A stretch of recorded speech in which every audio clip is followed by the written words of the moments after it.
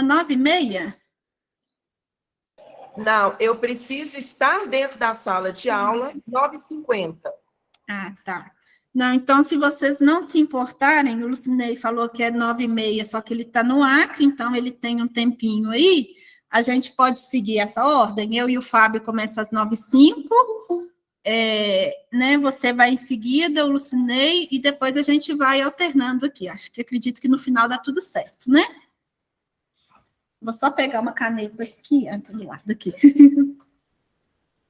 Para me ver.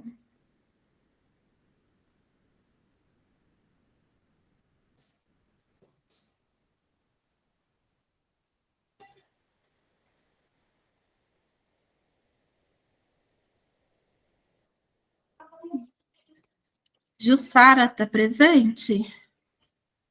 Oi, presente, bom Presente, dia. né? Bom dia. Deixa eu ver, a Carol está aí, Juliana. José Breves, todos, né?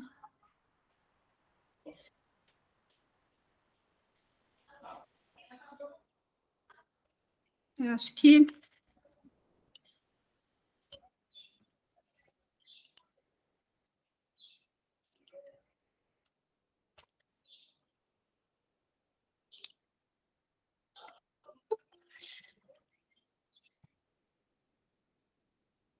Ellen, bom dia.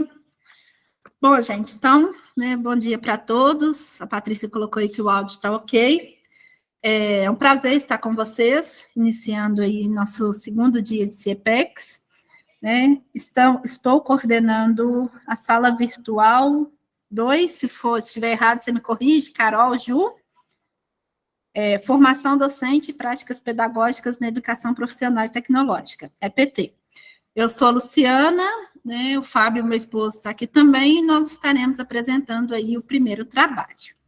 Vou compartilhar a tela com vocês, não sei nem se eu vou conseguir.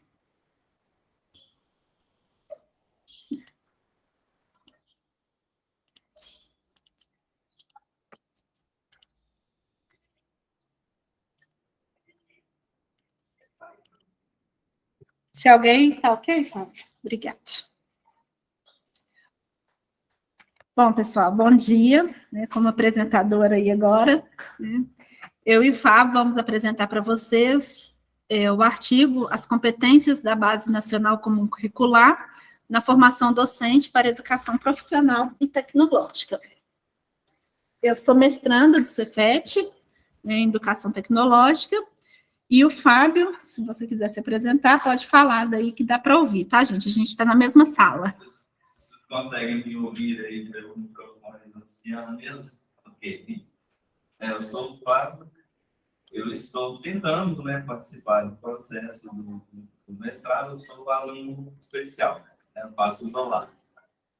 Então, também fiz aí, negociando esse artigo, né, e qualquer coisa estamos à disposição. Não vou tomar muito tempo, não, o tempo é breve. Então, gente, fiz a apresentação mesmo, acho que a gente já está habituado, né, no home office, e aí eu quero destacar para vocês, desculpa, que aí eu tenho que ir aceitando o pessoal,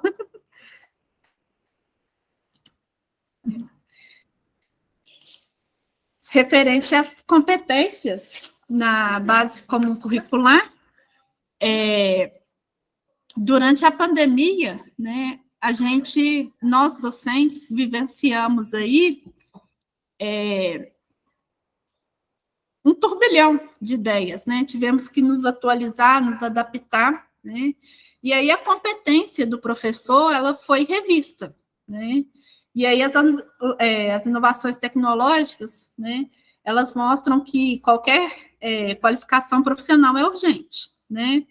Essa qualificação, ela está entrelaçada às competências, né? E as competências ao longo da nossa vida, elas são adquiridas e ou aprendidas, né? Como eu disse, a pandemia, nesse momento pelo qual a gente passou, ainda estamos passando, né? Fez com que todos os profissionais se reinventassem, né? E o profissional docente, né? Ele teve que cantar, dançar, sapatear e se virar, né?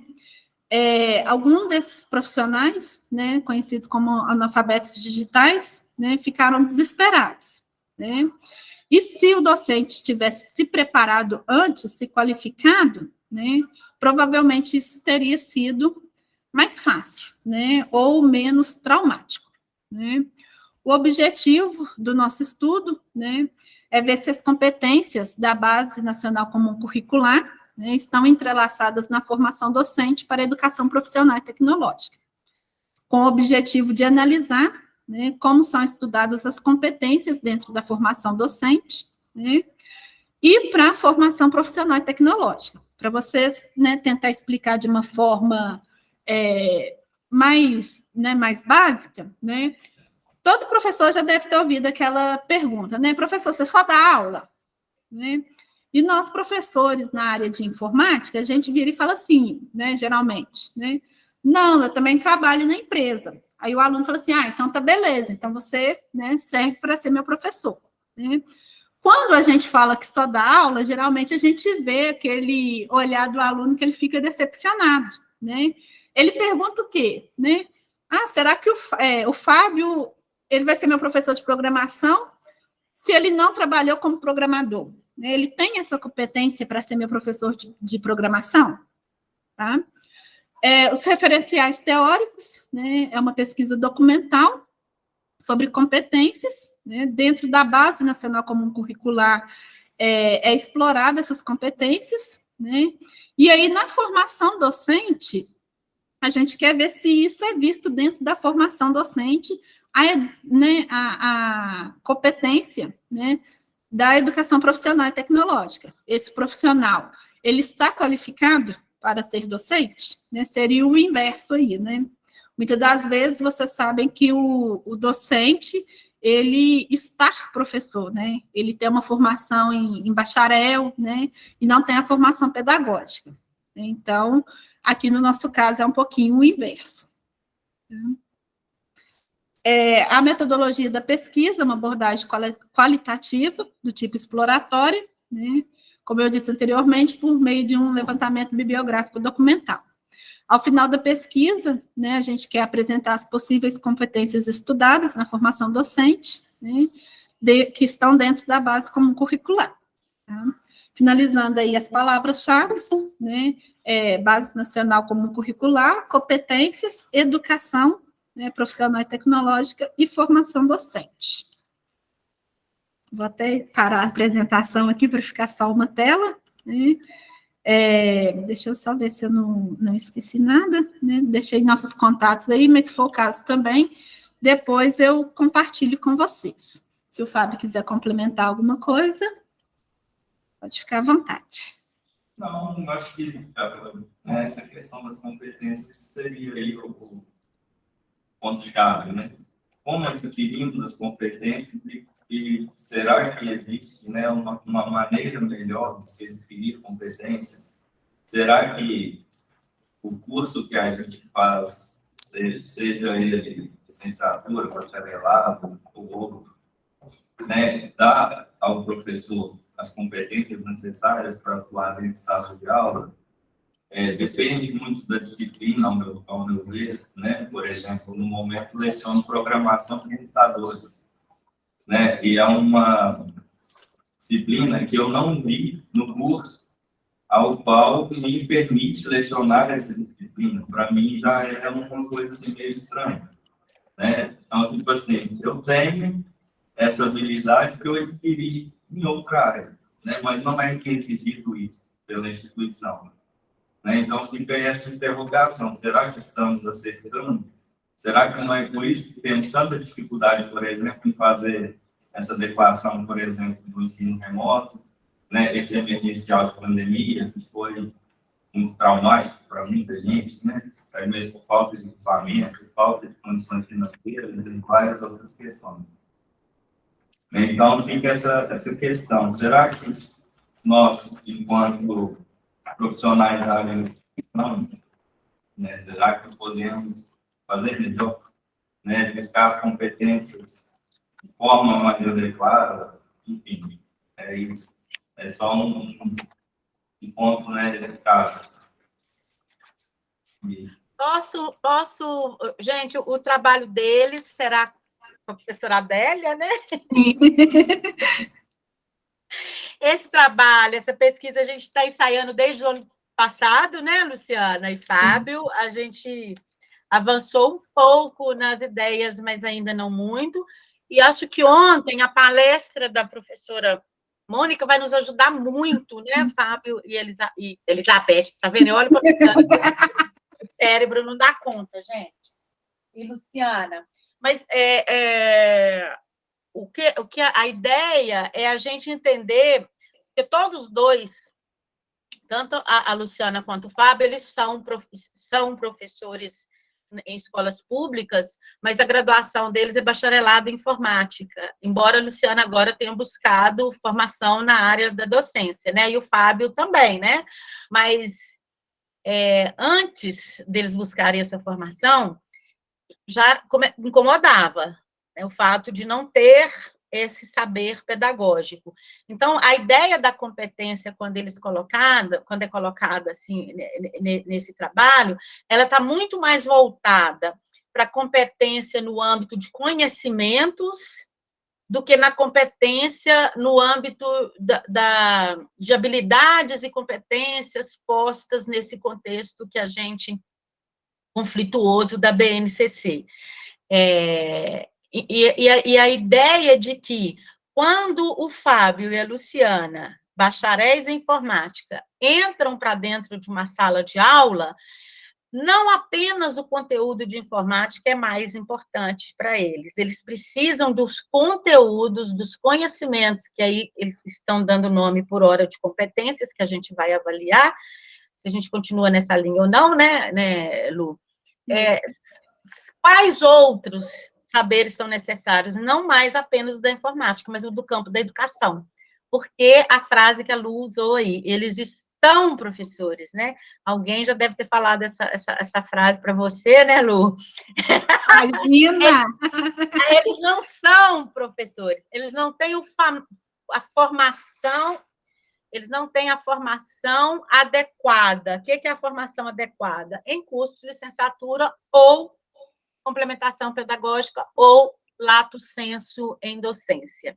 Mas esse artigo promete, ele vai estar no livro, bem fechadinho, bem amarradinho, que eu acho que vai trazer uma grande contribuição para a área, para o campo da formação de professores, sobretudo no contexto da BNCC, que, inclusive, é o contexto em que eles trabalham. Então, eles têm o saber empírico, que é muito importante para a pesquisa. Não adianta a gente pesquisar sem ter um conhecimento do campo teórico, né? Até para a gente entender, ontem alguém falou, né? A voz do professor, a voz do aluno, o olhar, a perspectiva deles.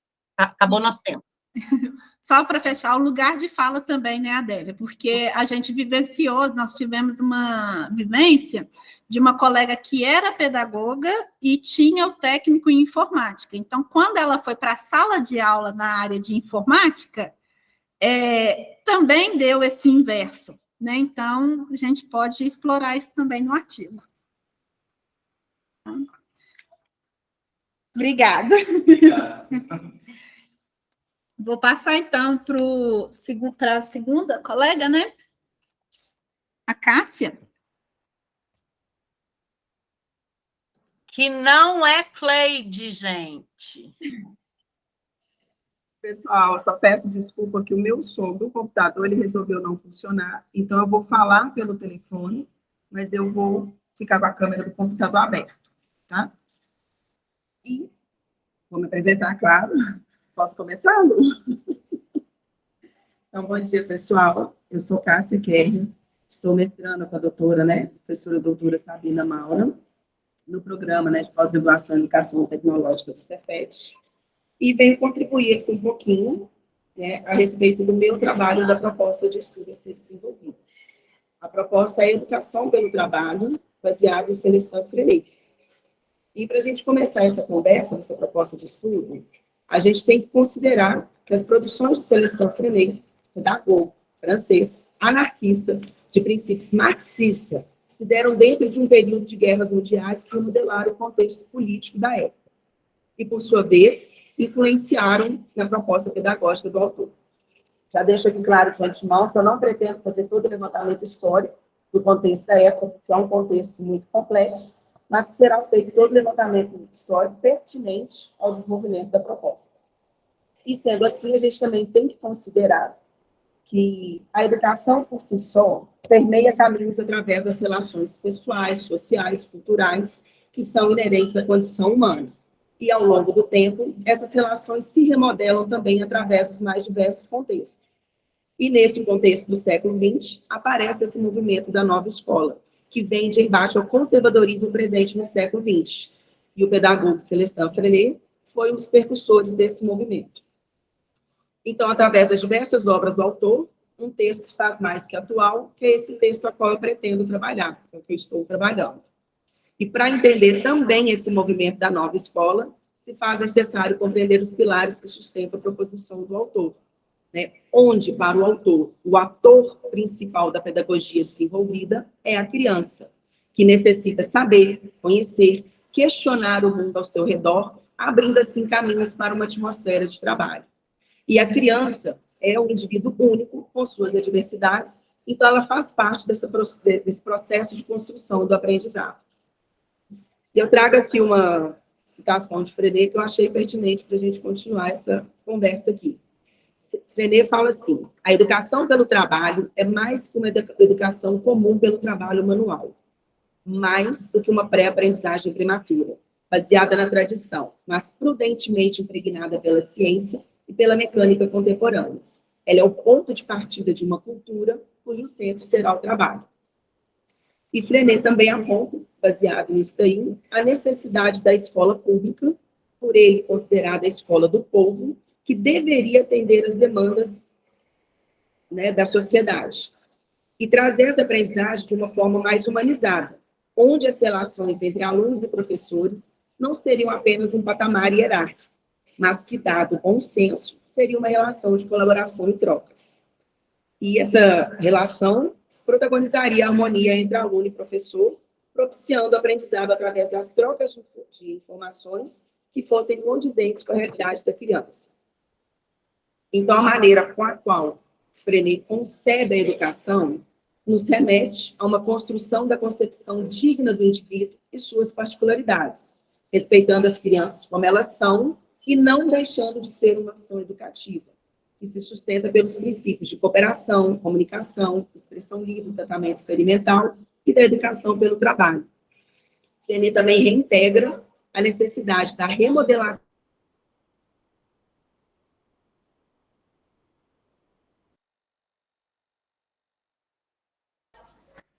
Cássia, o seu áudio parou de funcionar.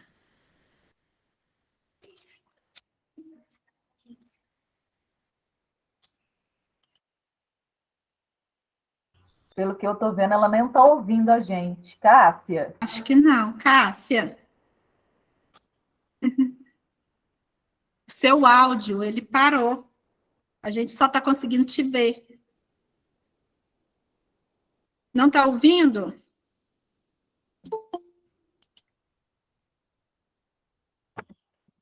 Tenta sair e entrar novamente. Sai e volta.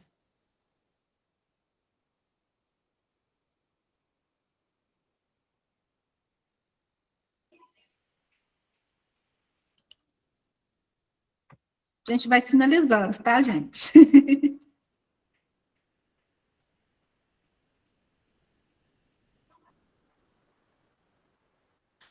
Esse é uma das vantagens das tecnologias, né, Lu? Com certeza. Quem não passou por isso na pandemia, gente? Acho que você está ouvindo? Sai do telefone e entra novamente.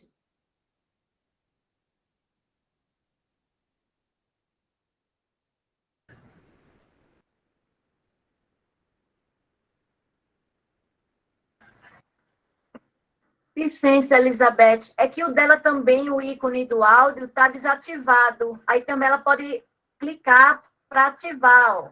E isso não é porque ela tá no computador e no telefone. Ela estava usando o áudio do telefone. Parece que no computador não está funcionando, não. Ok.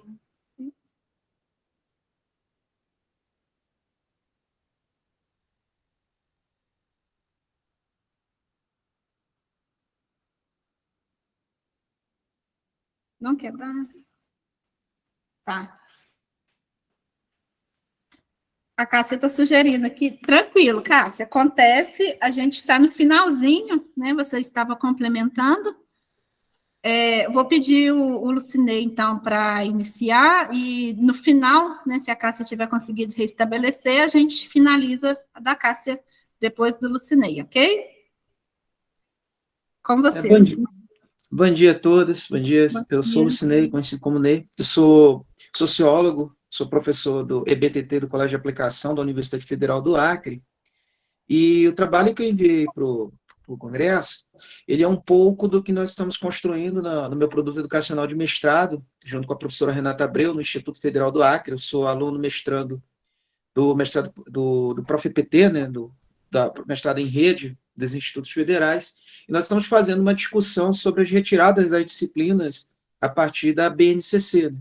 Então, esse texto, entre idas e vindas na obrigatoriedade, o lugar da disciplina de sociologia no currículo escolar do ensino EBTT e EPT, ele traz um pouco desse recorte do que a BNCC está propondo, trazendo novamente aquela ideia de educação bancária que o Saviani tanto critica, e ele tem como base uma pesquisa documental, né? Então, nós mergulhamos nos documentos dos institutos federais da região norte, principalmente do Instituto Federal do Acre e do Colégio de Aplicação, para mostrar como é que a disciplina de sociologia está se configurando. Né?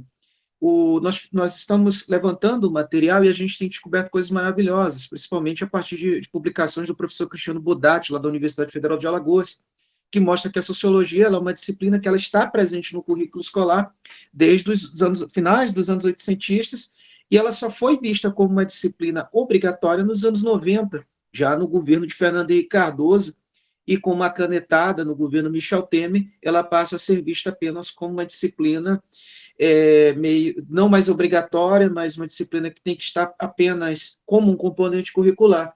O nosso recorte nesse texto é o papel da disciplina lá no ensino EPT e EBTT, porque nós estamos trabalhando tanto o Instituto Federal quanto o Colégio de Aplicação. A nossa diferença básica é que o Instituto Federal ele trabalha a ideia do ensino profissionalizante, o ensino voltado para o mercado de trabalho, e os colégios de aplicações, com seu EBTT, ele está voltado mais para aquela pedagogia científica.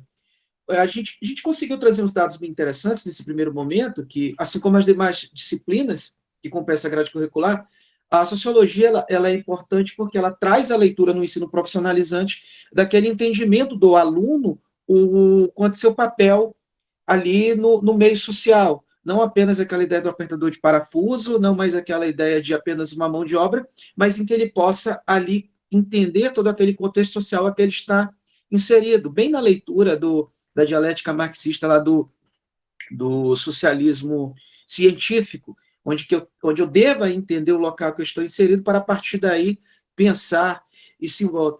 O que é interessante, que nós descobrimos através de um levantamento bibliográfico, é que a sociologia está marcada desde lá dos anos 30, nos institutos federais. Ela tem essa presença na educação profissional desde os anos 30, como traz uma leitura de Freitas, quando ele analisa a própria LDB, que ele diz que, além dos cursos médio e propedêutico, técnico se equivaliam a esse último. Então, é direito do aluno ingressar, é direito do aluno ter contato com as disciplinas críticas.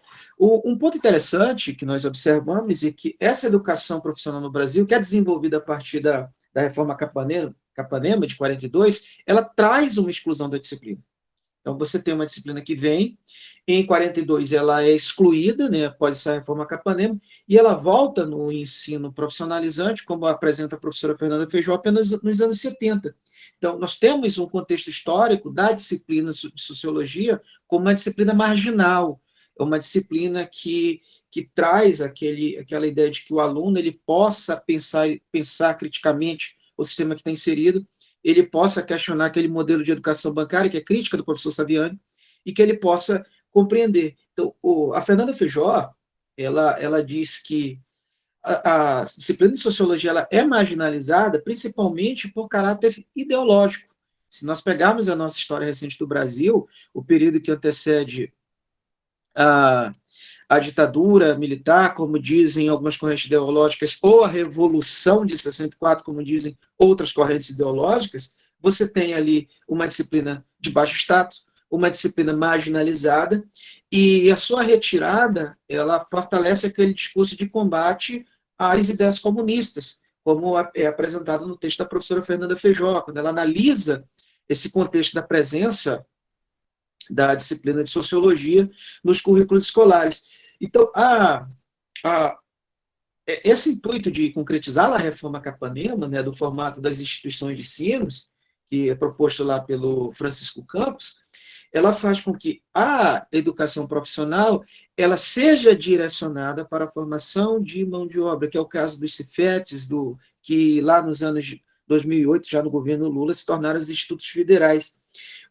Esse período da institucionalização da profissionalização no Brasil, ele tinha como principal objetivo alinhar as políticas educacionais secundárias, mas com os interesses internacionais que estavam emergindo no Brasil. Então, para isso, era necessário ensinar ao aluno apenas aquelas competências técnicas. Aí vemos, mais uma vez, essa marginalização do pensamento crítico, né? Então, faz-se necessário discutir a disciplina de sociologia, porque no recorte histórico, seja no ensino profissional ou até mesmo na leitura do ensino regular, é uma disciplina marginalizada. E se a gente vem para o novo contexto da BNCC, a partir de seus dispositivos em que transformam as grades curriculares a partir de competências e habilidades, né, a partir dos eixos temáticos, nós temos a marginalização novamente da disciplina de sociologia, como se tem no seu contexto histórico, mas como também de outras disciplinas. Analisando um dos pontos também do nosso produto educacional, que vai ser a crítica a partir do PNLD, que a nossa ideia é propor uma sequência curricular voltada para o ensino EBTT da disciplina, ela vai focar, nós vamos focar nessa diluição e nessa substituição, como ocorreu no período de 64, onde surgiu as disciplinas de estudos sociais, onde surgiu educação moral e cívica, a OSPB, a Organização Social e Política do Brasil, em substituição dessa construção do pensamento crítico. É um trabalho que ainda ele está na fase de coleta de dados. Nós conseguimos ainda algumas informações muito interessantes que vão fazer parte desse texto que vai ser encaminhado para vocês, para os anais. E é interessante que nós vamos partir não apenas da crítica feita por Saviani, da educação bancária, a gente traz a leitura a partir das reformas curriculares do ensino curricular, que também atingiram o ensino profissionalizante. Um ponto importante que a gente vai trazer para o debate é a leitura de Frigoto, que ele vai dizer que a constituição da educação tecnológica, quanto base fundamental científico das diferentes técnicas de formação humana, políticas culturais, ela parte da inserção da disciplina de sociologia. Ela parte da inserção do fortalecimento das ciências humanas, porque ela vai trazer essa leitura de que o aluno ele não tem que ser apenas naquela ideia do peão de fábrica, do que está no chão, do que está na ponta, mas o aluno ele tem que entender todo aquele contexto a qual está inserido. Então, é um produto que ainda está na fase de coleta, na análise de documental. Ele é feito através de uma metodologia de pesquisa bibliográfica, de pesquisa documental, e a partir dessas análises a gente está conseguindo direcionar e apontar quais fases a disciplina esteve fora, quais interesses estavam por trás e o porquê dessa exclusão. Tanto que no Brasil, hoje, contemporâneo, é um movimento encabeçado pela Bex, que é algo do questionamento desse novo ensino médio, que foi instituído sem discutir com os principais atores sociais, que ele tem como principal referência, lembro muito da fala da professora de ontem, né? Os números passados apenas de português e matemática tem como referência principalmente o PISA. Então, é um trabalho que volta nessa leitura de discussão da importância da disciplina de sociologia nos currículos escolares, com recorte no EBTT e no EPT. É um trabalho que ainda está em construção, ele ainda não está concluído. A previsão de entrega dele é para abril de 2024, a gente ainda está na fase de coleta de dados. Era isso, meninas. Uma coisa bem simples. Espero que eu tenha passado o recado. Obrigado. Nossa, e como, né? Igual você falou, a gente lembra da palestra da professora de ontem, né? Sociologia, as disciplinas que estão sendo retiradas do currículo, né? Não criticando, né? Mas qual seria mais importante? Sociologia ou um projeto de vida, né? Ou integrar as duas? Deixo a pergunta aí, se alguém quiser comentar também. Pode falar, Carol, estou vendo essa carinha. Não, eu queria fazer um comentário, porque a Jéssica colocou que se a gente obtivesse essas disciplinas... A gente está te ouvindo baixo, pelo menos eu. Tá. Se a gente... Agora está me ouvindo mais alto? Sim. Se a gente obtivesse essas disciplinas de uma forma mais concisa, né, mais coerente, interligada, interdisciplinada com outras disciplinas, eu acredito que o conhecimento em si e do outro nos torna um pouco diferenciado. E eu acredito muito que os melhores professores para trabalhar com projeto de vida seriam os que seriam da área de sociologia e filosofia, porque eles têm todo esse contexto dentro da sua formação humana do ser.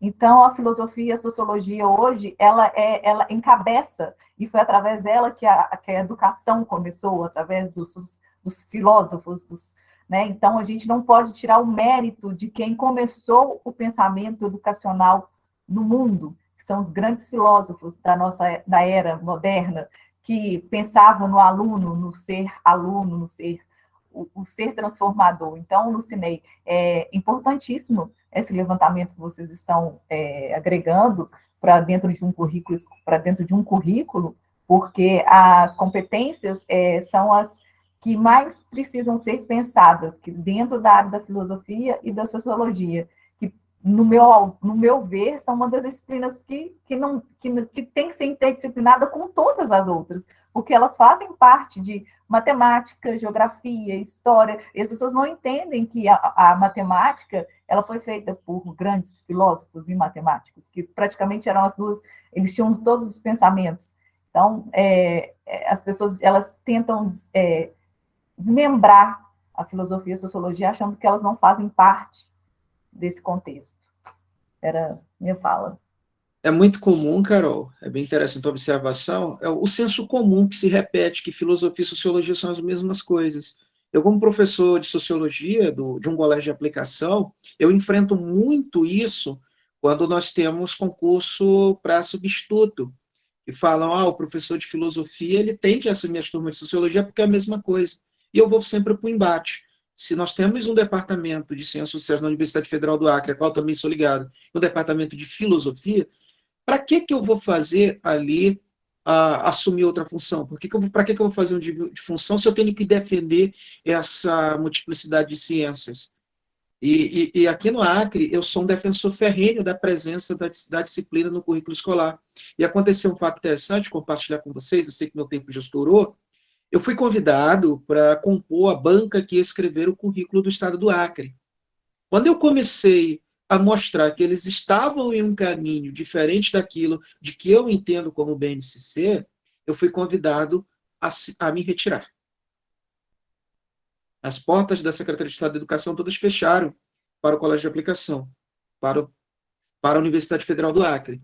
E um movimento interno, via Departamento de Ciências Sociais, nós conseguimos a reinserção da sociologia em 2 anos de ensino, porque ela estaria concentrada apenas no primeiro ano do ensino médio, com 35 horas anuais. Estava nesse absurdo. Conseguimos fazer uma mobilização interna via Ministério Público, via as associações classistas, a ABECS, AMPOCs, SBS, nós conseguimos reverter. Mas foi uma luta que gerou resultados. Hoje eu não consigo fazer nada com a gestão atual do governo do estado do Acre, porque eu sou visto como um anarquista, como um comunista. Já fui chamado de comunista, de petista, de muita coisa, quando na verdade só estou defendendo a presença da disciplina, não só a sociologia, mas como outras. E a BNCC está trazendo um verdadeiro arbitrário cultural, principalmente no alunado da rede pública. E eu fico, como professor federal, que está ileso quanto a essas mazelas da BNCC, eu fico arrepiado quando eu vejo o quanto de prejuízo futuramente esses jovens serão afetados. Desculpa o desabafo, mas é algo...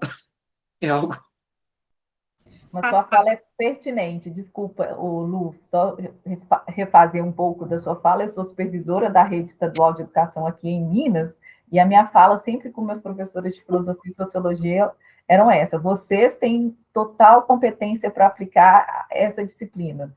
E eu não acreditava que seriam outros professores, mas aí já depende muito da instituição, depende muito da política pública, porque eu acreditava, mas a política pública do meu estado acredita da forma com que eu acredito, então é complicado. Obrigado. Cássia, quer testar o seu áudio? Eu acredito que você está no seu limite aí de horário, só para você finalizar. Voltou, tá vendo? Que bom. Gente, perdoa. Quando é para dar errado, vai, né? Não, é só um contratempo. Pode continuar. Quando onde eu estava falando que a criança precisa encontrar em você e na escola? Sim. Sim, então posso retomar daí? Pode retomar daí.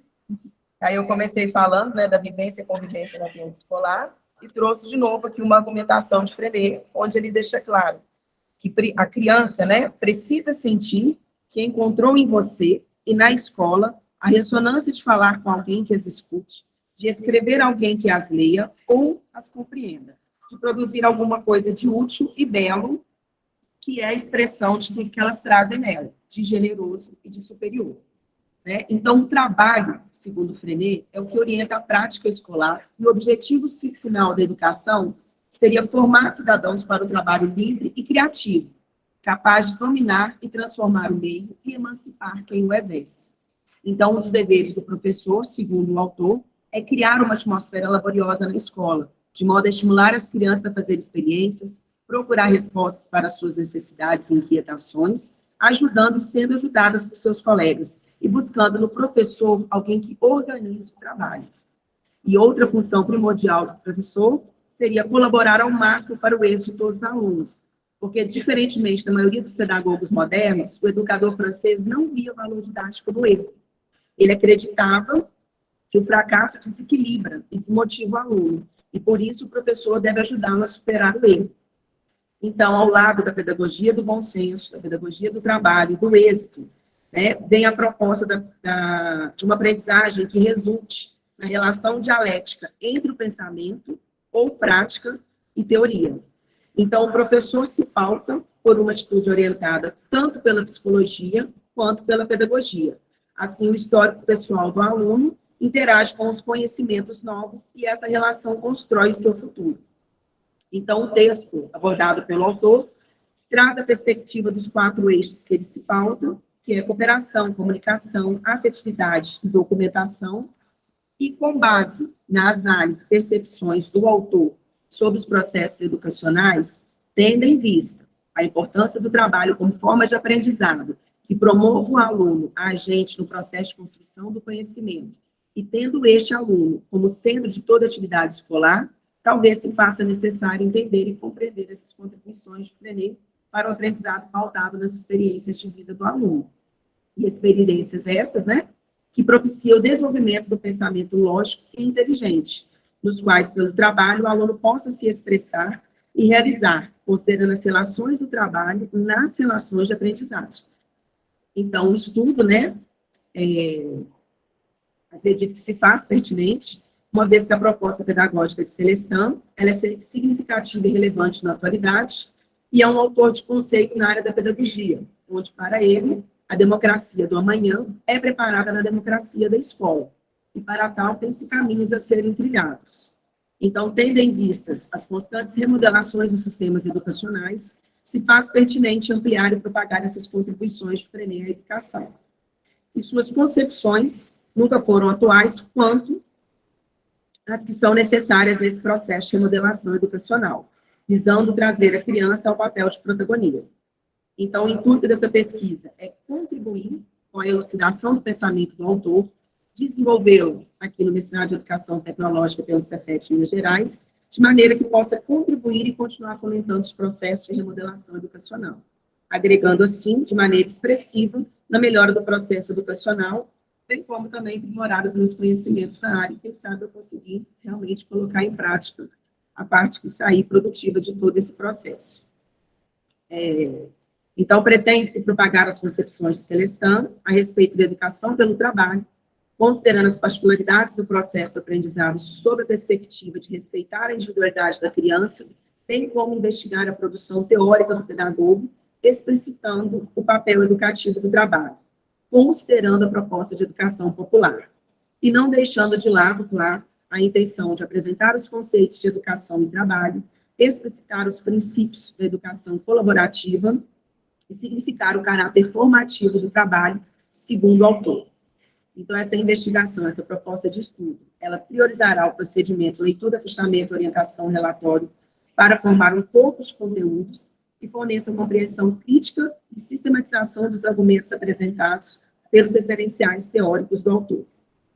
É um trabalho de revisão bibliográfica e será utilizado o texto, dentro da coletânea dos textos do autor, a educação pelo trabalho, como ferramenta norteadora para o desenvolvimento da proposta. E eu acho que é isso. Tentei ser mais rápido aqui para não extrapolar muito. É isso, fechou nos 10 minutos certinho. Eu estava contando. Eu vi, teve alguém que comentou aqui, né, Andréia, né, respeitar as áreas e os profissionais formados por ela, né? A gente precisa, né, respeitar isso. Aí ela até colocou em seguida, ou anteriormente, não lembro aqui, né, como se quisesse juntar história e geografia, né?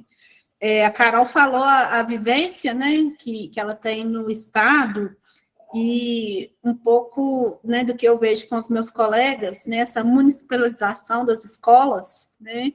Tem um colega na cidade de Betim, Minas Gerais, que ele é biólogo, né, de ciências biológicas. E aí ele comentou comigo ontem que colocaram ele na disciplina de ciências, no ensino fundamental, mas que ele também vai lecionar matemática. Então, a gente fica assim, né, onde, né, o que vai acontecer, onde vamos parar, né, entre outras perguntas. Pode falar, Carol. Eu estou achando estranho, esse Google não tem a mãozinha levantada, estou meio triste, porque a gente não levanta a mão. Mas, Cássia, eu ia falar um pouco em relação à sua pesquisa, quando você pensa em Freinet, que viveu lá, morreu, quer dizer, morreu, né, em 1900, na década de 60, ele é tão atual quanto, né, você parar para pensar que ele fala da afetividade, que é uma coisa que hoje nós estamos deixando de ter, porque a pandemia nos proporcionou todo esse processo de distanciamento, ele é tão atual quanto. Então, assim, quando você para e pensa, gente, ela está falando algo que parece que o cara escreveu hoje, mas o cara escreveu na década de 60. São as habilidades socioemocionais que nós estamos implementando agora, de acordo com a BNCC. Então, é um autor que não tem tanta visibilidade, se você for olhar, mas ele tem outros textos que são, sim, parece que escreveu ontem. Aconteceu isso e ele escreveu.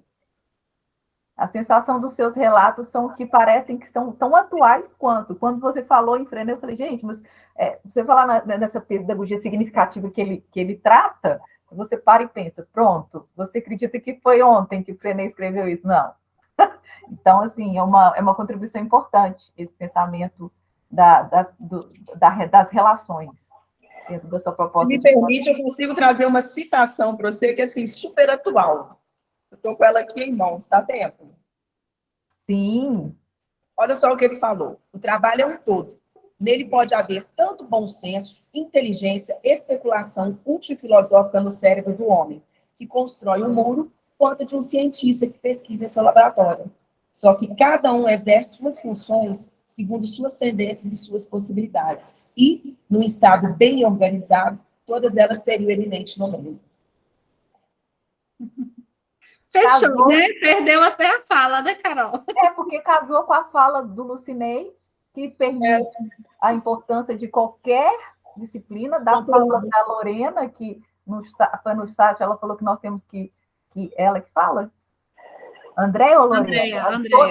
André, que todas as disciplinas são importantes para comprar um currículo, essa fala é um fechamento de todo esse debate. Gente, eu não posso ficar fora, né? Eu acho que o Lucinei, parabéns, Lucinei, aí, pelo seu trabalho, né? Tinha que ser de de um sociólogo comunista, petista, porque aí é tudo, né? Vira tudo, coloca tudo num balaio só, como se comunismo existisse, fosse uma coisa que a gente vai ali na esquina e se adere, né? Eu vou ali e compro essa ideia. Outro dia eu vi um defensor do coiso falando que o comunismo, você não pode ter duas casas, senão o Estado vai lá e bota um para morar na sua casa e não tem jeito de você tirá-lo de lá, umas coisas assim que a gente escuta que dá vontade de morrer. Mas eu queria lembrar que a história das disciplinas escolares, Lucinei, não sei se você estudou um pouco isso, porque tem tudo a ver com a sua pesquisa, com a sua fala, que o Ivor Goodson, ele trata essas disciplinas de baixo status e de alto status. E com a criação das disciplinas escolares, vem essa hierarquização das disciplinas, né? E aí, naturalmente, a sociologia, a filosofia, a educação física, essas disciplinas, elas ocupam um baixo status, porque, historicamente, inclusive, elas são pouco reconhecidas pela sociedade. Então, você ser um professor de sociologia, ser um comunista qualquer, Lucinei. Agora, eu sou uma professora de matemática, o Davi ali, ó, de física, ali, a Cássia é de química, então a gente... Matemática e física. Não, eu estou fazendo aqui uma historinha só, Cássia. A gente já tem um status diferenciado. Quantas vezes o professor vira... Você já ouviu isso? É uma pergunta até que eu vou te fazer, Lucinei. Professor, deixa a gente estudar para a prova de física, professor. Nós temos uma prova de física depois da sua aula e nanarara. Por quê? Que você dê minha aula, né, para o aluno. Então, assim, isso e as ciências sociais e humanas e sociais, elas têm hierarquicamente também dentro do campo científico, até por alguns colegas das áreas duras, digamos assim, uma dúvida, né? Ué, será que eu sou cientista? Eu sou da educação, mas será que a sua pesquisa é válida, né? A gente tem esse olhar em cima do qualitativo das nossas pesquisas.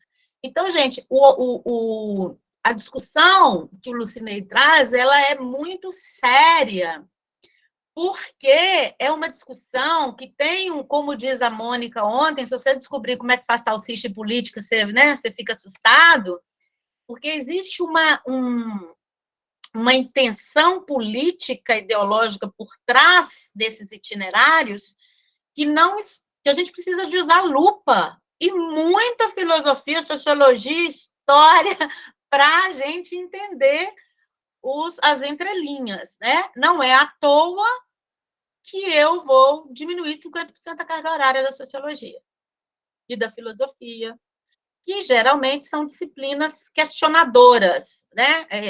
A história. Aí eu pego um professor de história, boto ele para dar filosofia, sociologia. Gente, é tudo a mesma coisa. E aqui tem Lucinei, é sociólogo, dá aula de história, qual que é o problema disso? Então, assim, passa a banalizar as disciplinas escolares, os conhecimentos específicos de cada área. Então, isso é muito sério e a gente precisa estar atento, porque daqui a pouco não vai restar nada, né?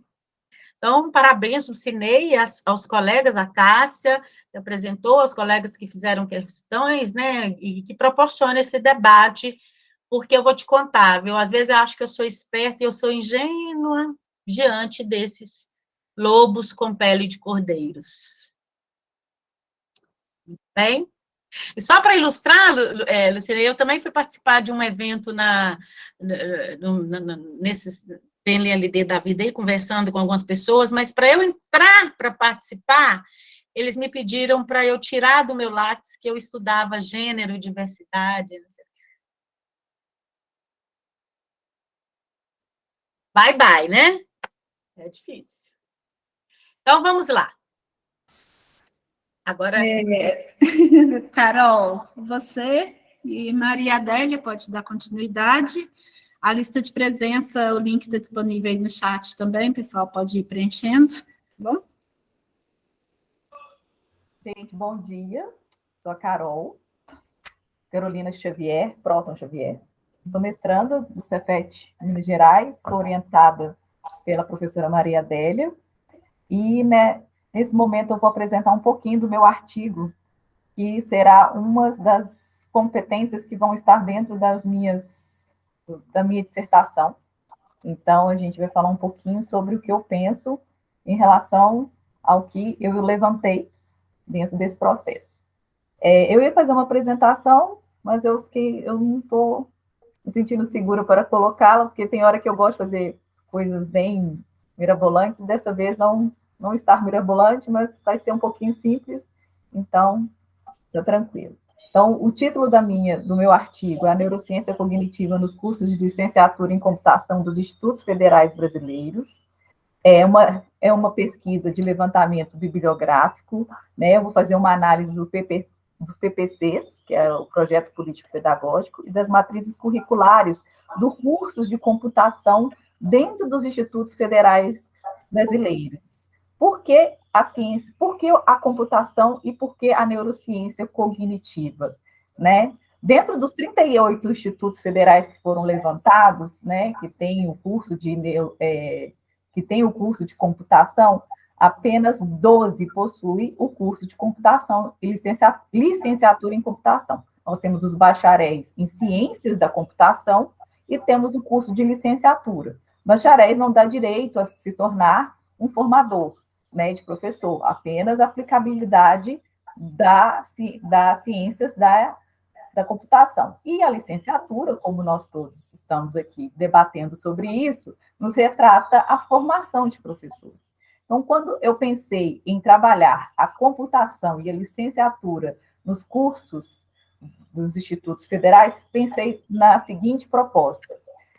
A neurociência, ela é uma ciência não tão nova, ela já é uma ciência que já acontece, e agora eu vou pegar uma fala do Lucinei. A neurociência, quando você estuda, ela é basicamente uma filosofia e uma sociologia do conhecimento do ser humano, porque a gente fala da neurociência comportamental, então nós estamos trabalhando a sociologia, e a filosofia, que é a neurociência filosófica, que é a ciência do estudo, porque a filosofia é o logos, é o estudo daquilo que eu gostaria de aprender. Então, quando eu estou estudando a neurociência, eu percebo muito filósofos e sociólogos que debatem a neurociência na formação de professores. Por quê? Porque eles, de alguma forma, eles veem o ser humano. E a neurociência cognitiva, a sua principal estratégia, a sua principal forma de pensar, é que ela quer tratar lá no mais profundo como o processo cognitivo de aprendizagem ele acontece. Então, quando o professor ele tem todo esse conhecimento de como o processo cognitivo acontece na formação do seu aluno, ele consegue entender um pouco este aluno enquanto ator dentro de uma sala de aula. E nesse pensamento, eu fiz o levantamento de todos esses institutos, dos 38. Dos 38, apenas 12 tinham a licenciatura em computação, e apenas um instituto tinha a palavra neurociência no seu projeto político-pedagógico e na sua matriz curricular, que foi o Instituto Federal do Tocantins, que tem na sua referência, não tem nem no seu PPP, tem na sua referência a palavra neurociência, trabalhando a questão da inclusão, porque a neurociência, ela fala um pouco dos processos de neurodesenvolvimento, né? Que é o TDAH, dislexia, descalculia. Então, e é uma disciplina que também não é uma disciplina obrigatória, ela é uma disciplina optativa. E, então, esse levantamento e esse artigo é para mostrar que o professor, quando ele tem que ser formado, quando ele tem a participação na sua formação, ele precisa ter este conhecimento de como que o processo cognitivo do aluno acontece. E a neurociência cognitiva, ela é um dos percursos para que esse professor consiga. Aí você me fala, por que a computação? Porque a computação ela tem uma linguagem muito parecida com o nosso encéfalo, que é o nosso cérebro, que é a máquina, que é o HD, que é a memória RAM, memória de trabalho, que é as conexões. Então, nós temos aí os bits de informações, os HDs, que seriam a nossa memória. Então, eu quero fazer um pouco dessa relação. Então, a conclusão seria essa relação. Por que a neurociência e a computação? Seria essa relação cérebro-computador que seja importante nessa formação desses professores, para que eles possam entender que eles também possam agregar na sua formação um pouquinho desse conhecimento da neurociência, pensando nessa máquina tão bonita que a gente tem, que é o cérebro humano. Então, é o levantamento da minha pesquisa, estou no fechando praticamente, porque eu já fiz todo o levantamento de estudo, agora estou fazendo a conclusão do artigo em relação a essa possibilidade de o porquê dessa importância da neurociência cognitiva no curso de computação. Gente, a Carol é a minha orientanda, né? Começou ano passado, não é isso, Carol? Carol, quero te dizer que estou muito feliz com o salto que você deu sobre você mesma. Eu falei um pouco disso ontem, não sei se vocês ouviram, que a gente não compara, né, os colegas, a gente não se compara aos outros, a gente se compara a gente mesmo.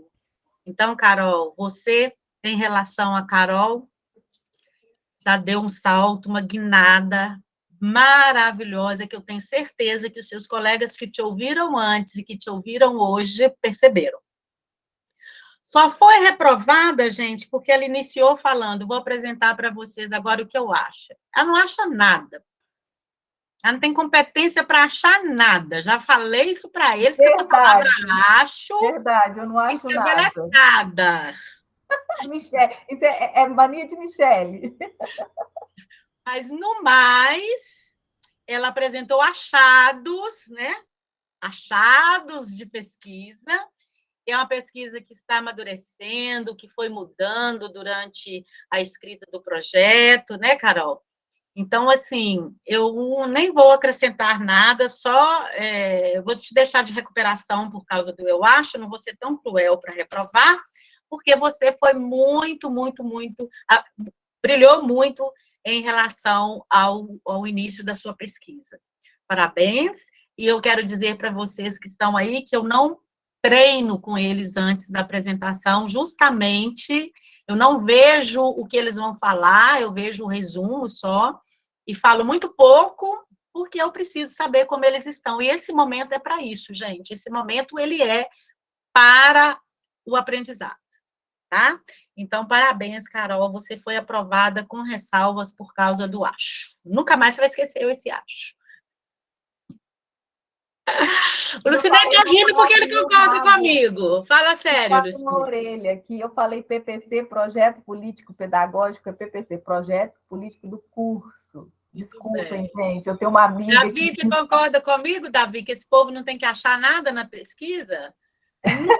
Male nas considerações finais, que eles podem ainda botar a carinha, devem botar a carinha aí à tarde, né? Então, muito bem, Carol. Se tiver alguma pergunta, né, deixa aberta aí para vocês.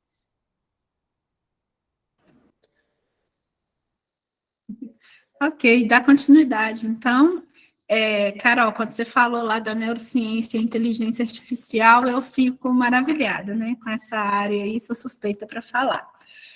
Quero pedir desculpas, Jussara, porque eu falei que a gente ia seguir a ordem aqui dos nomes, só que eu já pulei lá para Carol, acho que é porque eu estava vendo o rostinho da Carol. Jussara. Oi. Então, com você agora, pode ser? Oi, pode ser sim. Eu estava ajustando aqui, deixa eu melhorar. Não, se quiser que a gente peça outra pessoa, a professora Maria Adélia mais o Juari, se ela quiser falar, né, apresentar o trabalho deles enquanto você finaliza. Não, o trabalho já está concluído, Tá ok? mas eu posso apresentar agora, sem problema. Eu só estou, assim, meu rosto não está bem, né, apresentado, mas eu acho que está visível vendo vocês e todos vocês me vendo, tudo bem? Tudo bem. Então, com você, boa sorte. Eu só vou compartilhar aqui o material. Ok.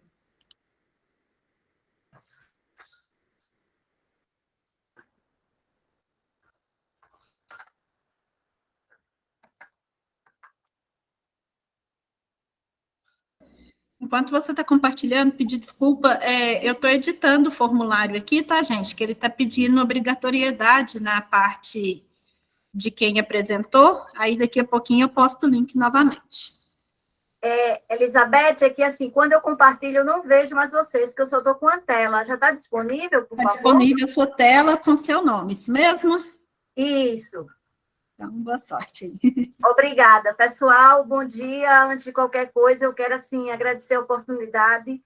Eu acho sempre muito importante participar de eventos como esse, porque acrescenta muito. Meu nome é Jussara Severo. Minha formação inicial é engenheiro civil, fiz mestrado em engenharia urbana e também fiz especialização na educação profissional e tecnológica. É muito interessante a educação, não apenas como ser, como profissional, mas também como participar de uma sociedade, né? E aqui eu gostaria, antes de apresentar meu trabalho, só ressaltar, porque eu não quis interromper os colegas, e dizer, Lucinei, concordo muito com você da importância da sociologia e da filosofia, e como também a Carol colocou agora há pouco, né, de entender o aluno como ator na sala de aula. E esse meu trabalho, que tem como título Considerações sobre a importância da didática na educação profissional e tecnológica, ele vai ressaltar, mas também o mundo do trabalho. A gente está numa realidade que, infelizmente, o índice de desemprego ele é muito alto. E essa formação, que o mercado de trabalho, que é muito complexo, exige dos alunos que, naquele momento, deixa de ser um aluno, né, quando adentra o mercado profissional.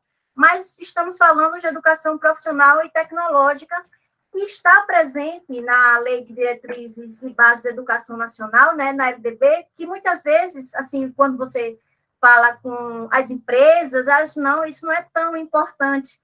Ok, pode não ser o objetivo da empresa naquele momento, mas faz parte da lei e verificar que essa finalidade, esse é o próprio MEC que coloca, que ela tem uma finalidade específica de preparar para o exercício de profissões, né?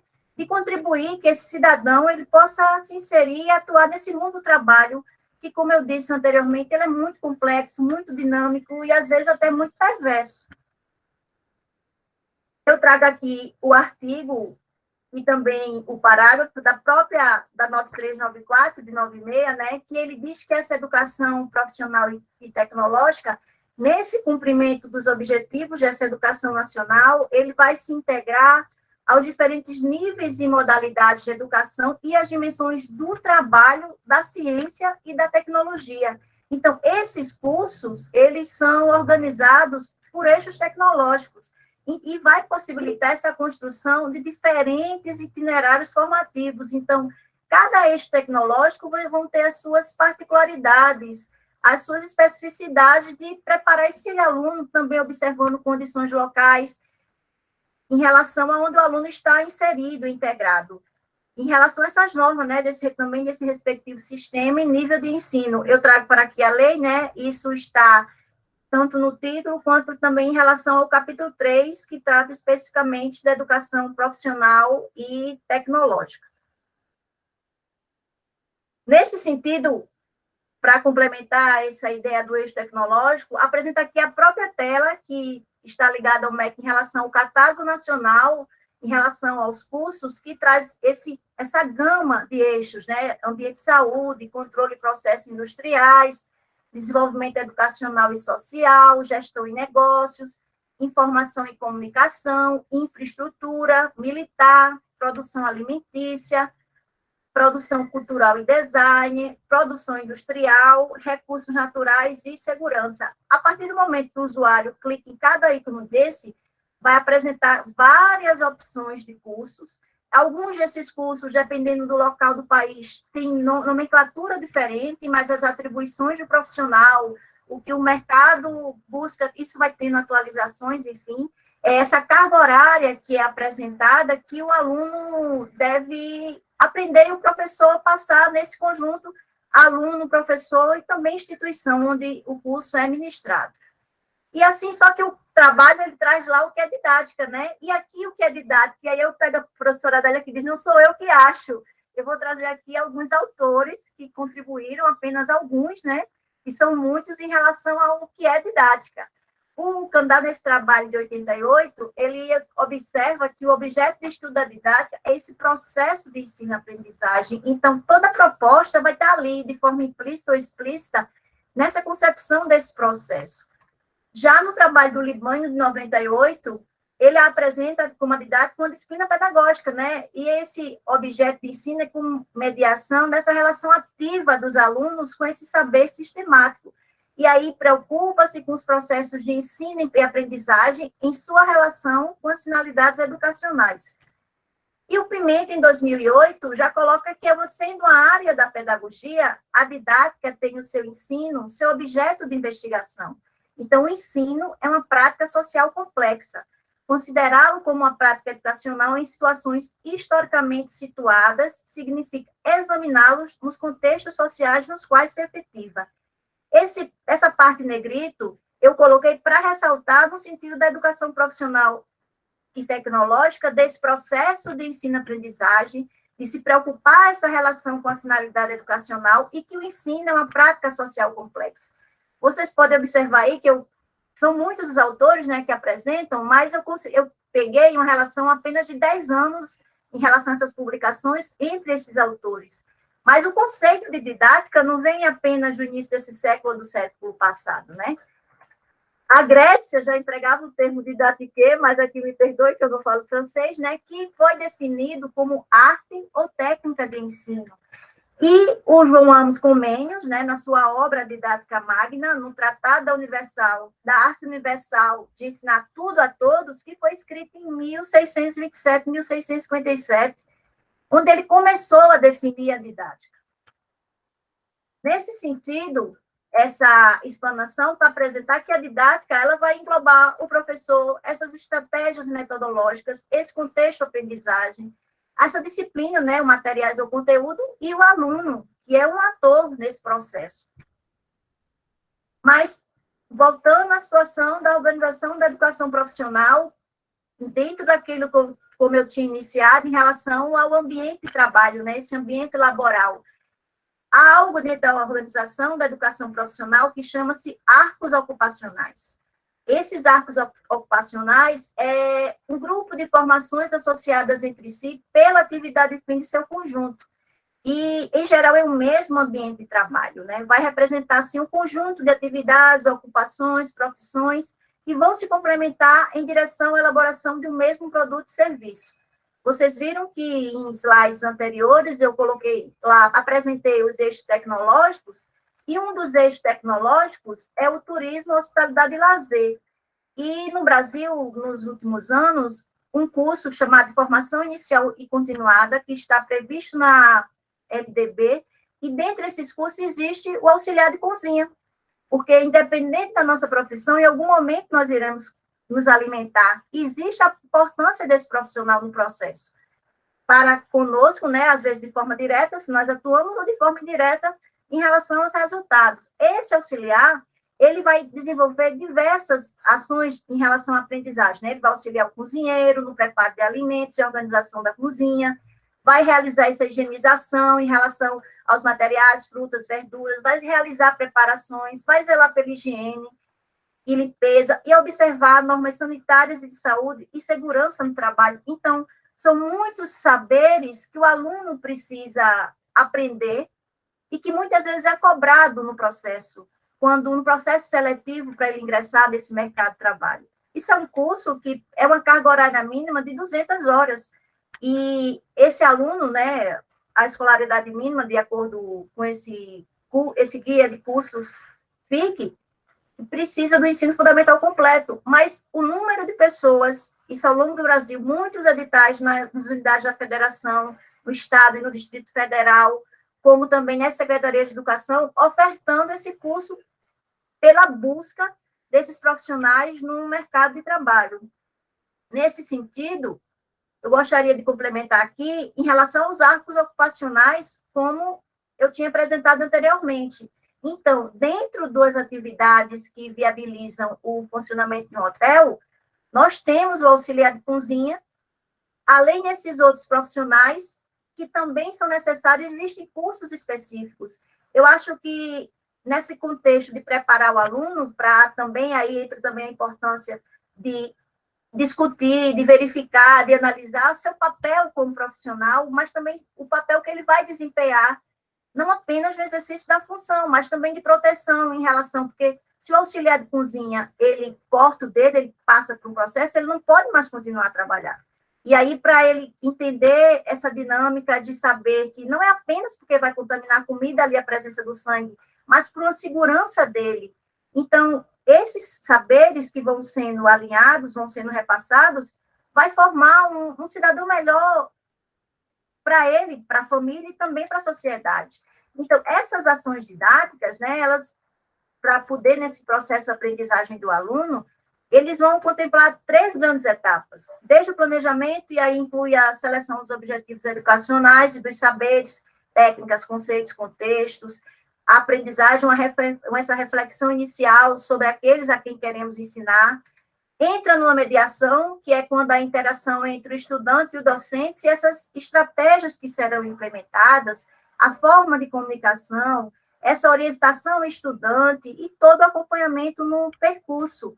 E essa avaliação, no sentido desses conhecimentos prévios que o estudante já traz. Será que todo mundo já sabe cozinhar, verificar se um alimento é adequado, em que processo dentro da etapa? E, nesse sentido, direcionar esse estudante para uma etapa futura de aprendizagem. Mas, Comênios, lá em 1600, ele já destacava nessa aprendizagem várias técnicas, né? Aprenda a fazer fazendo. Façam-se sempre os trabalhos segundo determinada forma e norma. Vai mostrar o uso dos instrumentos em relação à prática, mais do que com palavras, né? Porque numa cozinha, várias coisas elas podem trazer perigo, não apenas para os profissionais, mas também para aqueles outros que, dentro daqueles arcos ocupacionais, vão desenvolver atividade fim, no caso ali do exemplo dado, para um hotel. Ele volta também a dizer que esse exercício deve começar com os primeiros rudimentos, né, e não com a obra acabada, já com o prato feito. Ele também acrescenta que o erro, corrigido pelo professor, né, que naquele momento assiste a lição, mas acrescentando as observações. Aqui chamamos regras, né, e exceções às regras. Isso foi bom por tal coisa. Esse determinado líquido passou do tempo. Esse determinado sabor, com determinado sabor, pode agradar sim, mas também há outras pessoas que também podem gostar de determinado valor em relação à situação de apresentação de pratos. E aí chegamos na situação da didática profissional, né, que ela vai ter como objetivo analisar o trabalho com vistas à formação dessas competências profissionais. Aqui já há uma análise em relação do trabalho pela didática, que ela vai ter um duplo papel. É uma etapa prévia, né, nessa construção de uma formação, mas também uma dimensão reflexiva, porque é um importante instrumento de aprendizagem. E aí, essa didática profissional, ela vai tratar das suas formas epistêmicas, né, quando esses saberes são formalizados, mas também operativas, quando estão voltados à ação do profissional. Então, é preciso conhecer o trabalho para poder ensiná-lo, nesse sentido de como melhor contribuir nessa formação desse aluno, e isso vai implicar nessa necessidade de uma didática que vai colocar em cena situações e atividades. Assim, então, desde o plano pedagógico dos cursos, a partir do plano de ensino, um plano de aula, chegando na aula propriamente dita, isso vai abranger técnicas, métodos, materiais utilizados, operações, formas de comunicação específica, saberes de outras naturezas, né, necessário ao desempenho do trabalho, e as dimensões do trabalho, né? Aqui nós estamos falando da ética, da econômica, da ambiental e também da social. Aqui eu já vou passando para concluir, eu acho que eu falei muito rápido, mas também para respeitar o tempo em relação aos 10 minutos. Isso, está faltando um minutinho, tá? Ok, obrigada, Elizabeth. Eu pesquisei em relação a alguns artigos de professores no sentido de didática voltado para a educação profissional e tecnológica, e o país todo apresentar excelentes resultados nessas estratégias de ensino para a gente melhor apresentar para o aluno em relação, não apenas eu peguei esse exemplo do auxiliar de cozinha, mas de todos aqueles eixos tecnológicos, né? E essas experiências, essas estratégias de ensino abrange aprendizagem por obras, por projeto, simulação, visita técnica, análise da atividade, perícia, um estudo de caso, resolução de problemas, experimento de laboratório. Só isso aqui já daria, de forma individual, mais outros artigos, mais outras pesquisas, com melhores resultados para apresentar. E, então, nesse sentido, eu agradeço, deixo o meu muito obrigada e fico à disposição de vocês. Nós que agradecemos, Sara. Como você falou aí no final, né, tem trabalho para fazer muito trabalho, né? Tem material aí de sobra. Para a gente, alguém quer comentar alguma coisa rapidinho? A gente pode passar para a próxima apresentação. Eu falo um pouquinho acima da média, viu, gente? Jussara, eu acho encantadora a sua pesquisa quando você trata do auxiliar de cozinha, dentro das perspectivas da escola. E essa semana eu estou lendo vários artigos sobre, e fala que a pobreza traz consigo uma série de estressores, né? E a má nutrição é uma delas. E a questão de você, dos atores que estão proporcionando aquilo, que vai ser para aquele aluno entender, né, que todo esse processo ele começa lá da base alimentícia e vai até o final, porque não adianta você querer dar toda o ensino para aquele aluno se ele não tiver uma alimentação adequada e saudável. Então, quando você fala da alimentação, me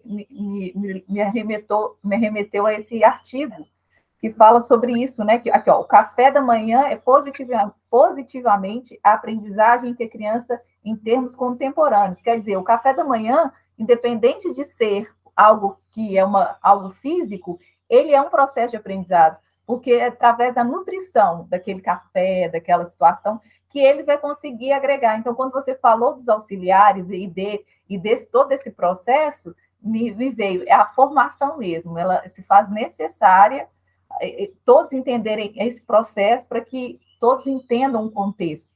Então, está de parabéns, gostei bastante desse olhar que a gente muitas vezes deixa esquecidos, são os esquecidos dentro dos processos. Ok, muito obrigada. Ju, você dá sequência para nós, por favor? Claro. Então, bom dia, novamente. O meu artigo é intitulado Como Lugar da Neurociência Aplicado à Educação nas Licenciaturas dos Institutos Federais. Então, meu nome é Juliana, eu sou aluna do programa de pós-graduação no mestrado em Educação Profissional Tecnológica do Cefet e sou orientanda da professora Maria Adélia da Costa. Esse trabalho, ele se apresenta numa base qualitativa e tem como objetivo compreender o lugar da neurociência aplicada à educação nos cursos de licenciaturas ofertados nos Institutos Federais Brasileiros da Rede Federal de Educação Profissional, Científica e Tecnológica. Bom, de acordo com pesquisas realizadas por Guerra, Ferreira, Lopes, os cursos de pedagogia no Brasil, eles não têm apresentado a preocupação de incluir o tema da neurociência, temas, né, relacionados à neurociência, sobretudo de como funciona o sistema nervoso na formação do educador. Este trabalho foi baseado numa pesquisa que foi realizada em 2001 em 60 cursos de pedagogia no país. E 30% deles, na verdade, 50% deles, não contemplavam nem biologia, nem neurobiologia em suas matrizes curriculares. E apenas 7%, e na verdade 11,67%, abordavam esse tema, sendo a maioria ligado às instituições de ensino privados. Em estudos um pouco mais recentes de Grossi, foram acessados sites de das 38 instituições, e pela análise das matrizes consultadas, nenhuma das instituições contemplava a disciplina da neurociência e correlata em seus cursos. E assim, a partir dessas duas pesquisas, infere-se uma lacuna que existe na formação do professor no que tange à compreensão do funcionamento do cérebro nos processos de aprendizagem. E aí, nós temos pesquisadores como Cossenza e Guerra, que apontam que a neurociência aplicada à formação docente, ela é essencial para a compreensão do processo de aprendizagem. Teóricos como Piaget, Vallon, Emílio Ferreiro, Vygotsky também mostram que o processo de aprendizagem ele se realiza por meio de interações sociais e que, portanto, o contexto escolar não pode desconsiderar os diferentes tempos e formas de se aprender.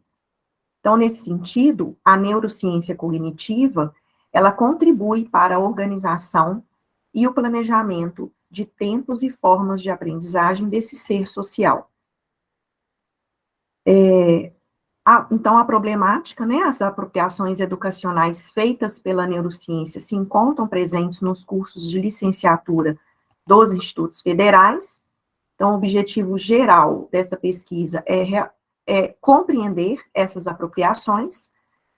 O enfoque dessa pesquisa, ela é básica e objetiva gerar o conhecimento novo, né, para o avanço da ciência. É uma abordagem qualitativa. Procedimento técnico será uma pesquisa documental.